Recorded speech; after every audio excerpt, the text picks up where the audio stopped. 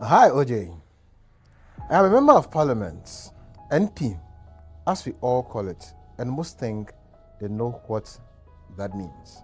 But no, all they see is a wealthy man who represents them in parliament. But I am also a benefactor who pampers beautiful young ladies with gifts and money, lure them with fanciful lifestyle, and use them for rituals to sustain my position as an MP. These ladies have no clue what really goes on in my mansion in Accra, or for that matter, inside my expensive Mercedes-Benz C-Class, my chariot, and my cage, the very place where a lot of dark rituals have been forged.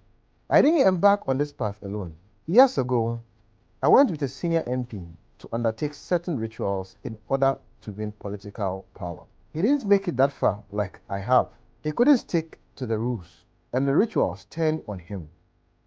He thought he could break the most important one. Don't fall in love. I watched him crumble after he let a beautiful woman into his heart. She was so beautiful, the kind that could be a president's wife. But he paid the price. The woman died first, mysteriously, and soon after, he followed. I made a vow then, and I even keep a note on my phone to remind me, don't get attached, never fall in love, never forget your friend. And that's how I have survived all these years. OJ, when I pick up these girls, we call them slave queens. I see them beautifully dressed to impress, ready for a night they think is filled with luxury. They settle into the plush seats of my car, champagne in hand, unaware of the reality that awaits them.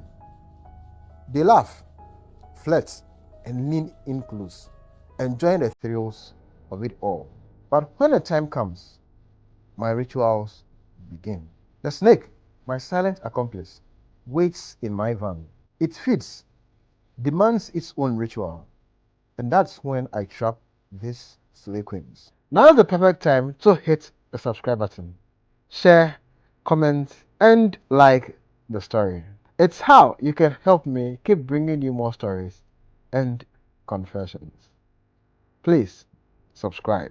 And trust me, you don't want to miss the end of the story. Let's go. I drive them around town, clubbing and dining in expensive restaurants, going on international trips. All this tempting them with talks of high life that awaits them. By the time we arrive, they are drowsy, lost in a haze, and I carry them in one by one. The rituals that follow are dark and twisted, things I can't explain to any ordinary soul. The snake and I are connected, bound in a way that it's beyond the physical. It's hard to explain, but I'm no longer just a man that you call an MP or a member of parliament. I am part of something. When I have sex with this woman, it's as if I'm having sex with the snake itself. It lays its eggs inside them. This strange act damages them beyond repairs, as their bodies were never meant to host such darkness. Some of them wake up midway, dazed and horrified. There was one lady, I remember her scream piercing the silence, but she quickly fainted, overcome by the sight of my ritualist, a small human-like entity who guarded my secret fiercely. They whispered they had erased her memory of that night, just in case. My senior MP friend who died in our quest is never forgotten during these rituals.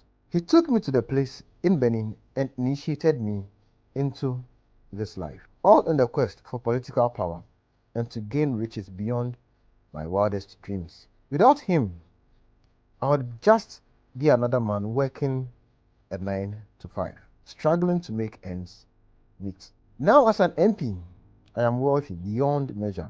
I travel across the length and breadth of this world. I build great connections, dine in fanciful restaurants, but at a cost no one truly understands. I am not married and can't fall in love as a result of these rituals. So, to those out there judging me, I ask, what do you gain from condemning a man who has more than you can dream of? Does it change anything?